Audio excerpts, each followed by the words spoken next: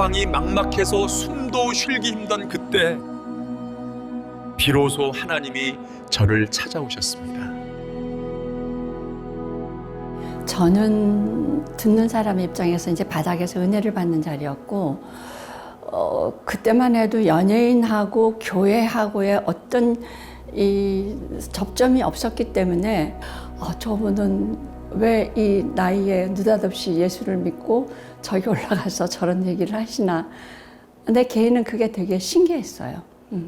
그때 곽규성 목사님이 회심의 체험을 했지요. 그러고 나서 성경 공부를 하게 됐는데 구봉서 장로님 댁에서 테이프를 끊었습니다.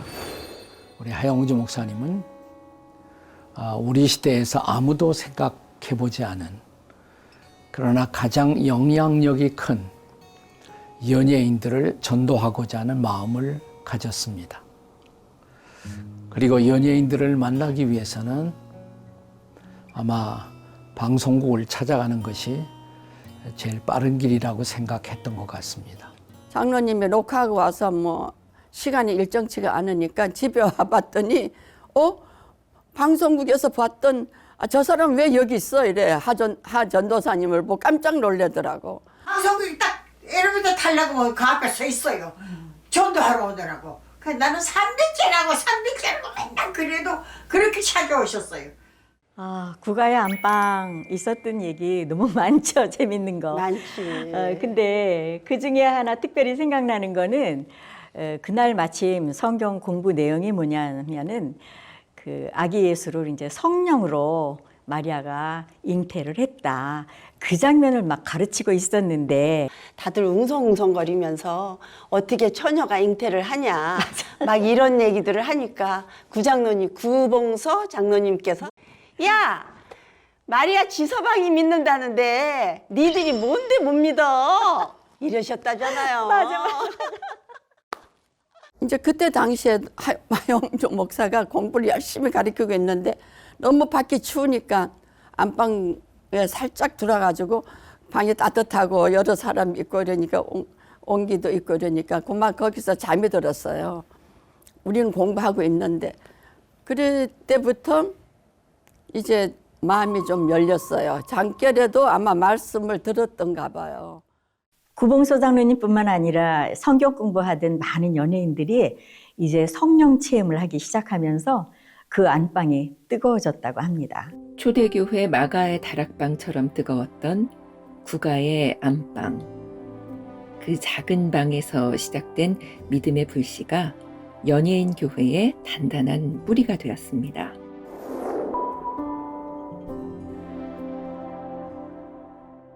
점점 이제 식구가 연예인들이 늘고 뭐 가수분들도 오고 영화 배우도 오시고 느니까 이제 자리를 자꾸 옮겨가면서 제가 신인일 때, 코미디언 신인일 때 MBC 방송국 코미디언실에서 처음으로 하영주 전도사님, 그 당시는 전도사님이셨어요. 하영주 목사님을 처음 뵙는데 그날 코미디언실에 들어오시면서 구봉서 장로님을 뵈러 왔다고 그래서 그러셨습니까? 그런데 보니까 성경책하고 찬송가를 품에 이렇게 안고 계시더라고요. 그래서 제가 코미디언실을 모셔서 믹스커피 한 잔을 대접해드리는데 처음부터 끝까지 웃으시는 거예요.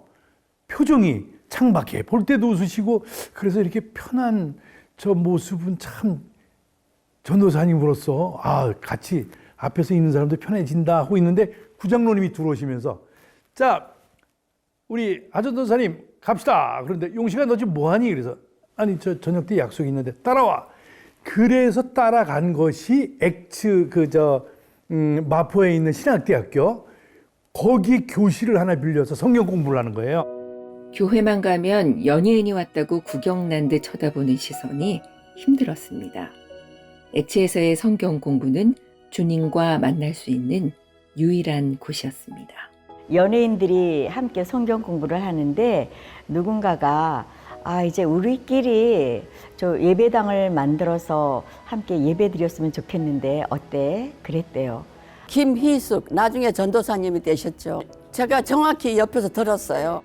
우리도 교회 해요 이러더라고. 그분이 우리끼리 예배 드릴 수 있게 좀 해주세요 그러더라고.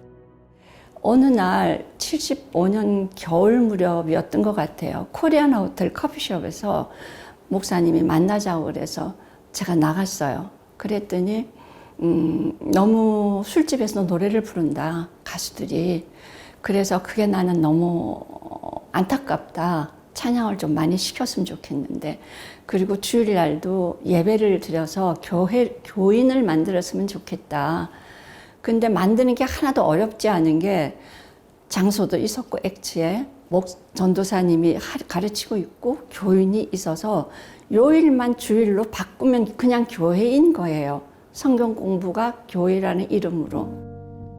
딴따라라는 비하와 사탄의 문화라는 편견, 복음의 불모지와 같았던 척박한 땅에서 연예인들이 함께 모여 교회를 만들고 창립 예배를 드린다는 것은 누구도 상상하지 못한 기적의 시작이었습니다. 창립 예배 때 많은 연예인이 왔었죠. 다 담백하고 이게 솔직한 분들이라 너무 은혜를 많이 받더라고요. 말도 못하죠. 말도 못하죠. 저만 그런 게 아니라 다 울고 불고 뭐 다 다냐 감사가 말도 못했어요.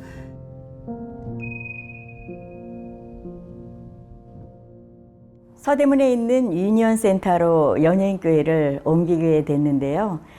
그때 하용조 전도사님은 예배뿐만이 아니라 말씀이 함께 병행을 해야 한다고 하시면서 성경 공부를 절대 놓지 않으셨죠. 그래서 주일에 이제 예배드릴 장소를 힘들게 얻었는데, 그런데 성경 공부할 장소가 마땅히 없는 거예요. 그래서 그때부터는 이제 고은하 권사님 댁에 그 거실에서 함께 성경 공부를 가게 됐죠. 그때는 목사님이 하용조 목사님이 되신 지가 얼마 안 돼가지고 엄청 뜨거워가지고 막 철야를 하면 진짜 교인들이 많이들 와가지고 각자 자리에서 막 제단 앞에서 의자에서 통성으로 막 새벽 4시까지 기도들을 하고 예배를 보고 정말 뜨거웠어요, 그때는. 정해진 처소 없이 떠돌던 교회 없는 교회. 말씀 공부는 기본이고 구역예배, 체육대회, 전도집회, 문화 선교에 이르기까지 오늘날 예능교회를 지탱하는 견고한 기둥들이 연예인 교회 시절에 세워졌습니다. 송보영신 예배를 드리겠다고 이제 다 나오라 그랬어요. 근데 12월 31일이 가수들한테는 최고의 대목의 날이잖아요. 그러니까 다 없어요. 아무도 없고 이제 저하고 뭐 한 4-5명이었던 것 같아요, 그때. 근데 갔는데 불을 다 켜놓고 파티를 하니까 우리가 예배를 드릴 수가 없는 거예요. 그러니까 한 목사님이 그걸 몰랐었어요. 그래서 우리 요 마당에서 기도드리고 가자. 그래서 저는 제가 집이 없어서 기도를 해본 적은 평생 없거든요. 근데 그때 이제 하 목사님하고 막 손 붙들고 하나님, 우리는 정말 집이 없는 거예요.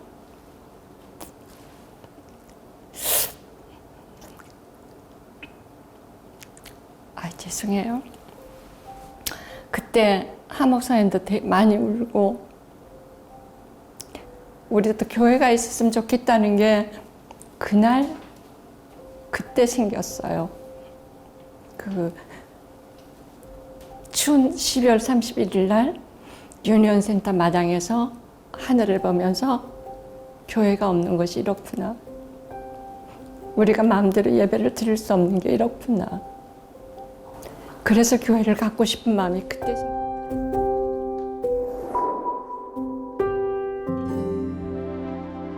각자 받은 달란트를 개인을 위해 쓰지 않고 하나님 영광을 위해 바친 연예인들의 무대는 복음의 통로가 되었습니다.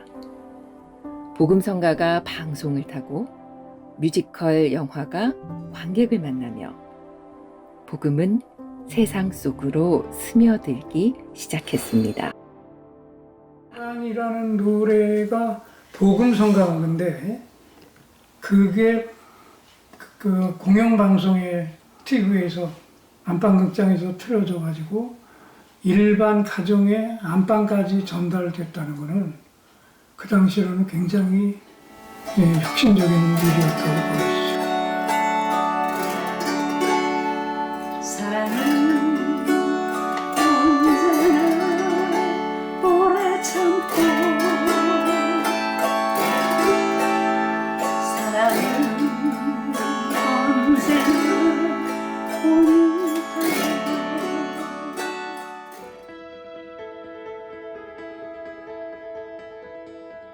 그때 이제 곽정한 장로님, 고은하고 선 남편께서 전부 진두지휘 하시고 그렇게 하셨는데 우리 교회에 한 200명이 출연을 했어요. 우리 교회 식구들이 200명. 그게 다 그 애국 사람들 옷 입고 막 온 손 들고 막 춤추고 노래하고 이런 걸 하고 하는데 이제 가장 핵심이 뭐냐면 예수께서 우리들의 죄를 씻기 위해서 채찍을 맞고 십자가에 돌아가시는 그 신이 하이라이트였어요. 이 남자가 가는 거예요. 막 채찍을 맞는 거예요. 막 쓰러지기도 하고. 어머 그렇게 속속이 든 남자가 아니고 완전 예수님 같은 거야. 근데 그 모습을 보고 강효실 권사님은 너무너무 감동하시는 거야. 그렇게 속속이 든 것이 어떻게 저렇게 예수를 하냐. 연예인들의 다양한 간증, 찬양, 또 뮤지컬 심지어는 이런 것들이 활성화되기 시작하면서 한국 교회 문화가 크게 바뀌는 그런 전기를 마련하지 않았나.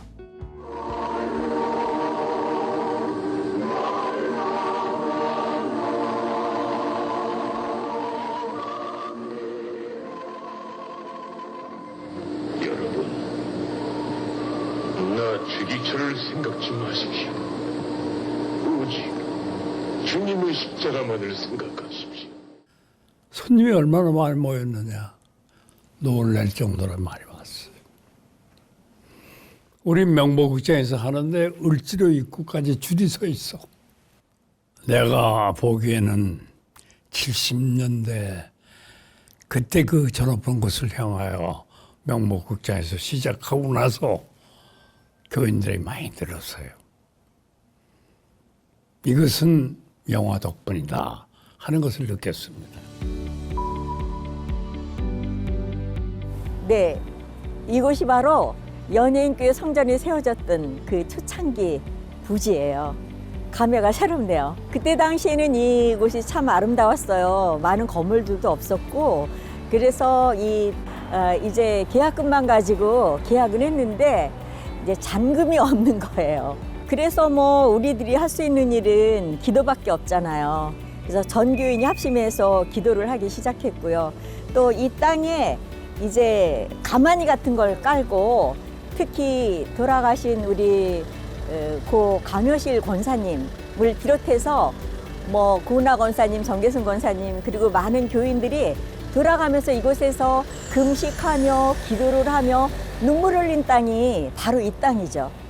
근데 이제 그 무렵 고은하 권사님이 그때 이제 텔레비전을 하고 계셨어요. 그러니까 자기도 무척 그동안 했지만 이제 마지막 잔금까지는 너무 큰 돈이라 할 수가 없었는데 어느 날 갑자기 어느 실업인 어느 큰 회사에서 고은하 권사한테 와서 CF를 해달라고 그랬대요. 지금같이 많이 돈을 받을 때도 아니라 CF를 그냥 잔금 나갈 그만큼만 달라고 했는데 그분들이 놀래서 돌아갔다가 몇 달 후에 이제 내일 모레 아니면 그만 한 몇 시간 있으면 이제 잔금이 다 날아가 버리고 땅도 날아가는데 그분들이 현금을 보따리에 싸가지고 와서 우리 CF를 해달라고 부르신 그 값 여기 다 있다고 너무 놀라서 그걸 목사님한테 바로 자기 손 잘 닿지도 않고 그냥 보내서 그 부지를 매입하게 됐다는 거죠. 뭐예요? 이 평창동 땅에 성전 부지가 결정이 되고 그리고 금식하고 기도하면서 이제 점점 그 잔금을 만들어 가려고 노력을 하고 있을 때 그 합동영화사 주체 말하자면 고 곽정한 장로님이 이제 대표로 계셨던 그 합동영화사에서 저 높은 곳을 향하여 영화를 만들었잖아요. 연예인들이 거의 다 출연을 했고요. 그래서 거기서 나오는 수익금이 결국은 연예인 교회 성전 건축을 하는데 아주 큰 일조를 했다고 그렇게 생각을 합니다. 순종과 헌신의 눈물의 기도로 1980년 3월 3일 연예인 교회 기공 예배를 드렸습니다.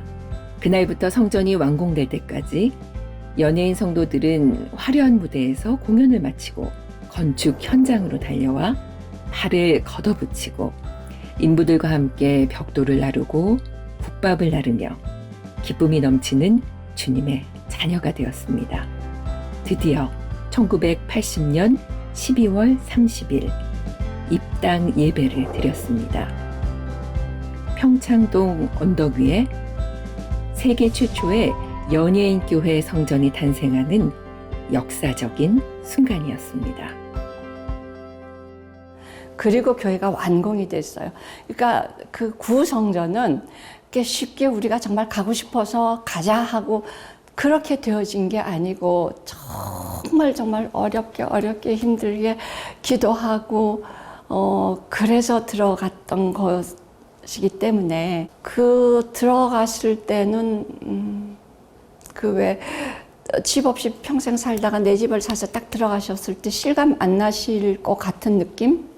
저희도 그랬어요. 아, 이제 우리가 우리 집에 들어왔나? 아주 이렇게 지나가면서 우리 교회가 있는 것에 고마움을 느꼈지.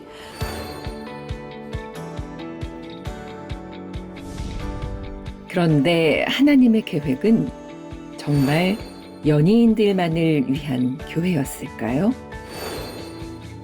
모두를 향한 부르심은 아니었을까요?